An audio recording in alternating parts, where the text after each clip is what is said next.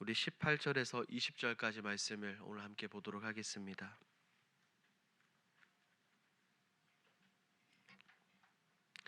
창세기 12장 우리 18절에서 20절까지 우리 한 목소리로 함께 읽도록 합니다. 바로가 아브람을 불러서 이르되 내가 어찌하여 나에게 이렇게 행하였느냐? 내가 어찌하여 그를 내 아내라고 내게 말하지 아니하였느냐? 내가 어찌 그를 누이라 하여 내가 그를 데려다가 아내를 삼게 하였느? 내 아내가 여기 있으니 이제 데려가라 하고 바로가 사람들에게 그의 일을 명하매 그들이 그와 함께 그의 아내와 그의 모든 소유를 보내었더라. 아멘.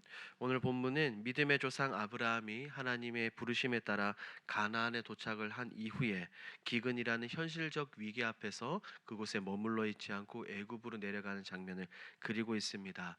아브라함은 두려움 속에서 아내 사라를 누이라 속이고 자신을 보호하려는 인간적인 모습들을 우리에게 보여주고 있습니다. 아브라함의 이 결정은 아내를 위험에 빠뜨리고 애굽 왕정에까지 혼란을 초래하고 있죠.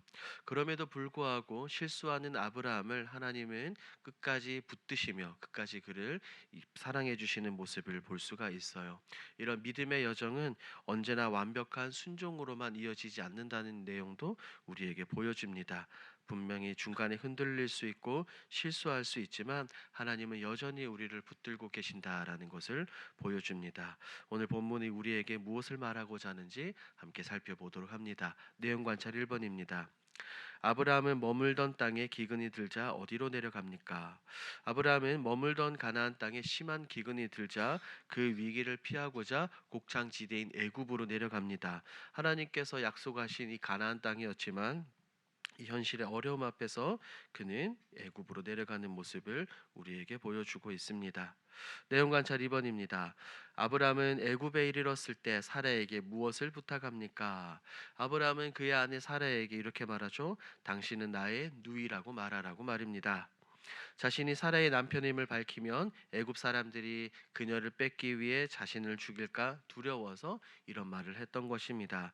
이것은 이 아브라함이 하나님의 신실하심, 이 하나님의 보호하심을 신뢰하지 못하고 자기 목숨을 지키기 위해 아내를 위험에 놓이게 한 행동입니다. 연구와 묵상을 봅니다. 아브라함이 기근을 피해 애굽으로 내려간 이유는 무엇입니까? 하나님은 이 12장 초반에서 아브라함을 부르실 때 뭐라고 말씀하셨습니까? 내가 내게 지시할 땅으로 가라라고 말씀하셨고 그 약속의 여정을 따라 아브라함은 먼 길을 떠나 가나안 땅에 도착을 했어요. 그러나 막상 그 땅에 머문 지 얼마 되지 않아 기근이라는 이 현실적인 위기가 그의 앞에 찾아오게 됩니다. 그때 아브라함은 하나님께 묻거나 기도하거나 기다리지 않고 자신의 판단에 따라 애굽으로 내려가기로 그는 결정을 합니다. 아브라함은 하나님의 약속을 믿고 가나안에 들어섰지만 그 땅에 기근이 있을 것이라는 그리고 자신의 앞에 어려움이 닥칠 거라는 그런 생각은 하지 못했던 것 같아요. 믿음의 길이라고 해서 늘 형통하거나 순탄하지 않다는 것을 이때 처음으로 배워가고 있었던 것처럼 보입니다. 왜냐하면 서두에 말씀을 드린 것처럼 당시 애굽은 곡창지대였고 눈으로 보기에는 살 길이 열려 있는 것처럼 보였을 것입니다. 하지만 문제는 이것이었습니다. 아브라함의 그 선택 안에는 하나님에 대한 신뢰, 하나님에 대한 믿음보다는 그의 인간적인 계산이 앞섰다는 데 있어요. 기도 없이 결정을 했고 내려간 이후에는 아내를 누이라고 속이기까지 했습니다. 이것은 단순한 생존 전략이 아니라 하나님의 인도하심, 하나님의 보호하심보다 자신의 안위와 자신의 두려움을 더욱더 생각하고 신뢰한 선택이었어요. 이런 모습들을 살펴보면 우리도 위기 앞에서는 얼마든지 흔들릴 수 있다는 것을 분명하게 말하고 있습니다. 우리에게 분명하게 보여주죠. 그리고 동시에 우리 하나님은 이런 우리의 연약함조차 외면하지 않으시고 감싸고 보호하여 주시고 인도하여 주신다는 모습도 보여줍니다. 아브라함은 실패했지만 하나님은 그를 끝까지 포기하지 않으셨어요. 바로의 집에 재앙을 내리시며 사례를 보호하셨고 아브라함의 실수를 덮으시고 다시 약속의 길로 인도하셨습니다. 이 본문은 우리에게 이렇게 묻는 것 같아요. 믿음의 여정에서 이 순례의 길에서 위기가 찾아올 때 너는 하나님의 돌보심을 끝까지 신뢰하겠는가라는 질문을 생각해 보게 됩니다. 느낀 점입니다. 하나님의 뜻을 쫓아 믿음의 길을 떠났지만 문제에 봉착하자 자기 판단과 술수를 따른 아브라함을 보며 무엇을 느낍니까?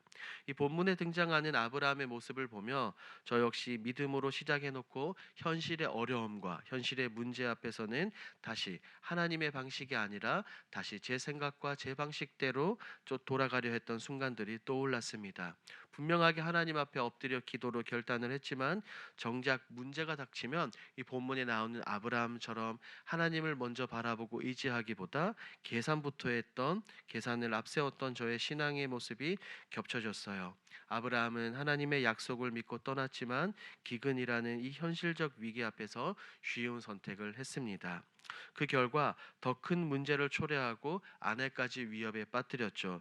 그 모습이 어쩌면 신앙인은 있지만 준비가 덜 된 저의 모습, 준비가 덜 된 우리의 모습일 수도 있습니다. 하지만 그런 아브라함을 하나님은 외면하지 않으시고 오히려 그 큰 실수와 어려움 속에서도 그를 돌봐주시고 다시 본래의 길로 이끄신 하나님을 기억해야 합니다. 이 본문에 나오는 아브라함의 장면, 이 모습은 저에게 굉장히 큰 위로가 되었어요. 믿음이 흔들렸던 날들, 기도보다 불안을 선택했던 그 순간들, 그리고 그 모든 때에도 하나님은 끝까지 저를 돌보고 계셨다는 사실이 이 본문을 통해 새삼 다시 마음에 깊이 와닿았습니다. 적용입니다.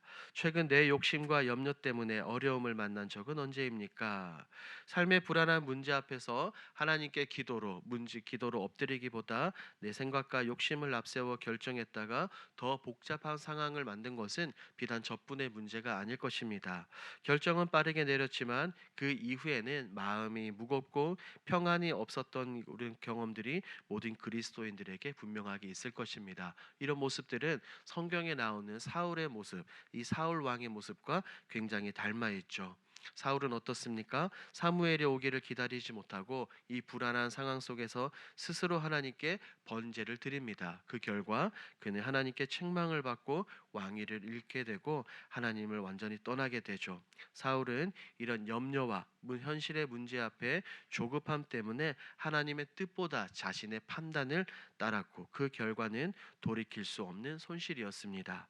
저 역시 불안과 욕심의 마음을 빼앗기며 하나님의 음성을 듣기보다 상황을 해결하는 개인적인 생각과 계획을 택할 때가 굉장히 많았습니다. 그럴 때 그 끝에는 기쁨도 열매도 없었습니다. 그러므로 오늘 말씀을 통해 염려보다 기도, 계산보다 말씀 앞에 엎드려야 된다는 이 태도를 회복해야 되겠다는 분명한 결단으로 나아가게 됩니다. 마지막 결단입니다. 신실하게 언약을 지키시는 주님의 돌보심을 끝까지 신뢰하며 하나님의 뜻을 구하기 위해 무엇을 실천하겠습니까? 오늘 본문에 나오는 이 아브라함의 모습, 그리고 오늘 본문에 나오는 이 모든 말씀들을 생각하며 오늘 하루 다음과 같은 두 가지 정도로 결단해 보는 것은 어떻겠습니까? 첫 번째, 결정해야 할 일이 생기면 곧바로 판단하지 않고 엎드려 기도하는 것입니다. 우리의 삶 가운데, 오늘 하루의 삶 가운데 크고 작은 선택 앞에서 5분이라도 10분이라도 시간을 내어 하나님, 이 길이 하나님의 뜻이 맞습니까? 라고 하나님께 엽주며 하나님의 시선으로 바라보는 연습을 하는 것입니다. 그것이 하나님을 의지하는 그리스도인의 모습이죠. 두 번째, 불안하거나 흔들릴 때 그 감정, 그 내용들을 직접 적어보고 말씀과 함께 비교해 보는 것입니다.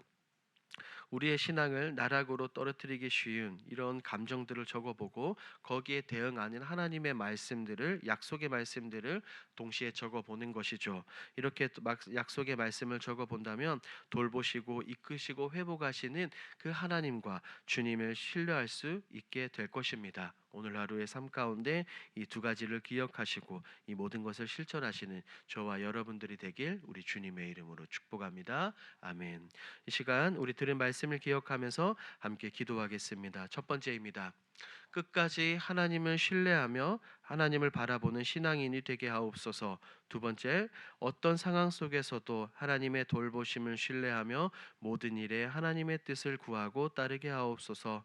우리 계속되는 5월 기업 공동 기도 제목입니다. 말씀과 기도로 무장하여 하나님께 영광 돌리는 거룩한 다음 세대가 일어나게 하옵소서. 복음의 능력을 가지고 새 시대의 주역으로 살아가는 자녀들이 되게 하옵소서. 이와 같은 공동 기도 제목으로 기도하시고 여러분들이 가지고 오신 개인 기도 제목으로 우리 자유롭게 기도하시다가 돌아가겠습니다. 우리 주여 힘차게 부르짖고 기도합니다. 주여. 하나님 감사합니다. 주님 오늘 말씀을 통하여 하나님 현실의 위기와 어려움 아버지 문제 앞에 내 생각과 내 판단을 우선시하는 것이 아니라